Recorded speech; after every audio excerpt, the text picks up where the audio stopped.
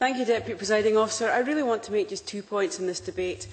Firstly, I'd like to focus on the difference that I believe the Antisocial Behaviour Act has made to constituents of mine who have had to suffer horrendous antisocial behaviour. And secondly, I want to talk about where I think the Act doesn't go far enough and where I think we have a current loophole in relation to party flats and short-term lets in the city.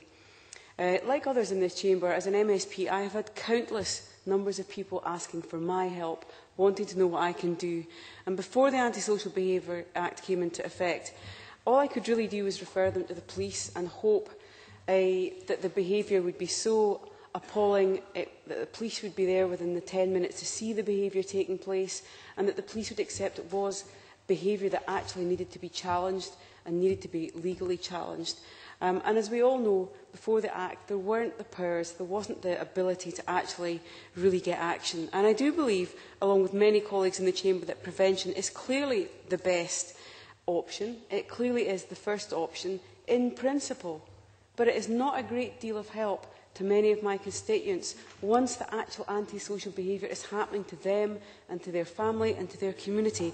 And that's the challenge. This isn't a choice. It's not about whether you tackle antisocial behaviour or whether you tackle the deep social problems we've got in society. The challenge is how you do both and not let down either set of people. By the time people get in touch with us, they have quite often had not just months but years of harassment, abuse, of intimidating behaviour. And we can't tell them that somebody else is going to sort that out. It's our job, using the legislation and working with our councils and a whole range of agencies, to get action. Everybody will have examples of all-night parties through the week, of the disturbance from loud noise, from 24-hour lifestyles, from laminated flooring that's been installed, from repeated vandalism, or much, much worse in people's communal areas of stairwells. Countless stories of harassment and intimidation. And I just don't think we can sit back and let that happen. That kind of behaviour is unacceptable. And I think particularly for individuals, they can't take the action of prevention. Sure, I would always encourage them to engage in mediation, but you can't always get both sides to mediate. And one of the things I've found with the Antisocial Behaviour Act is it can concentrate minds of people who perpetrate behaviour, who they don't always know that they've actually created antisocial behaviour, and sometimes being challenged can actually help resolve it.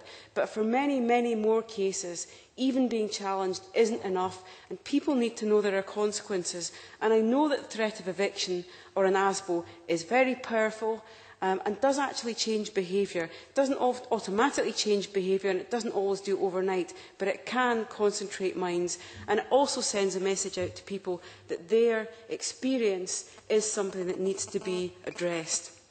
And the comments that Fergus Ewing made, and it's repeated in his document promoting positive outcomes, that we are in this side in favour of simple, quick fixes, completely misunderstands the experiences of real people. The Antisocial Behaviour Act isn't simple to enact. It isn't a quick piece of action, and it certainly doesn't give you a fix for long term in every case, but it does actually begin to resolve some of the issues. I can give examples where the police have been involved, and we now have privately owned houses being stopped up that were used for drug activities. It took months and years to get those actions, but it did come through the Antisocial Behaviour Act, so it has been very powerful. I wonder if the member give way. If it's very brief. Very briefly. I wonder if she'd agree with me that one of the points was that very often the individuals who were being harassed were not even believed. So establishing the problem was actually difficult. And that's partly why it takes months and years. I always advise people to keep diaries, to talk to their neighbours. People send me in petitions where every member in the stairwell, bar the one tenancy who's causing the problem, will write in. And people are not believed. People are told that the noise they're experiencing isn't that bad.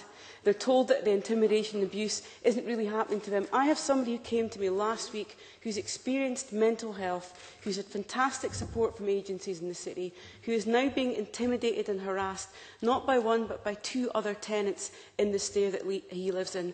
I can't tell him that it's not an important issue and I'm not interested, and the other people need to be sorted out first. I have to deal with his issue and make sure that the council lives up up to its responsibilities, deals with his issue, and also provides support for the other people in that stairwell who are causing him a problem.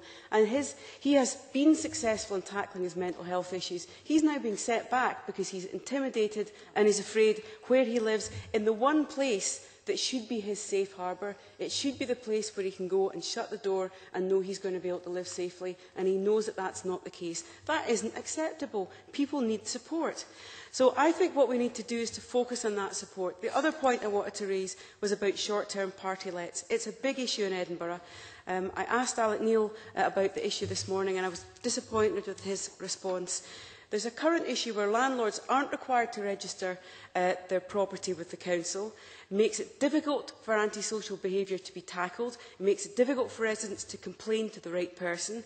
There's a loophole as well in the HMO licensing process, where irresponsible landlords can have short-term lets without being subject to an HMO licence. So you've got overcrowding, you've got bad behaviour, you've got repeated bad behaviour. I had to explain it to a colleague who just frankly didn't believe me. But this is happening in countless flats across the city. Just go and Google it on the web. You'll see how many flats are up for rent. And if you talk to the constituents in my constituency, they have a petition up. They need support from us now.